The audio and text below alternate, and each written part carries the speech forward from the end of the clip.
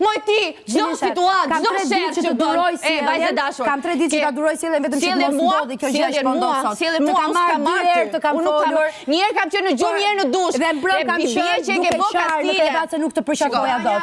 E nuk kam qenë duke qarë, ku e diti sa kam qarë unë dje. Ku e diti sa kam qarë unë dje. Bravo që ja dhe atë gjë. Jo, ja dhe ti. Kur të vinte afër në pite kafe, ishte ky. Me të rish më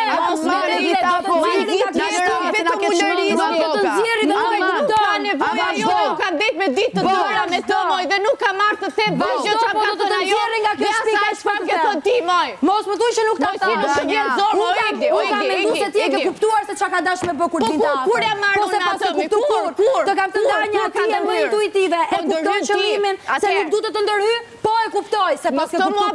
Në këtë muhabet po ndërhyn ti unë çfarë mos thën kam det prap me ty se kam vlerësuar dashurinë dhe vlerësimin dhe të gjithë gjë që mendova që më ke dhënë ti. Edhe unë njësoj.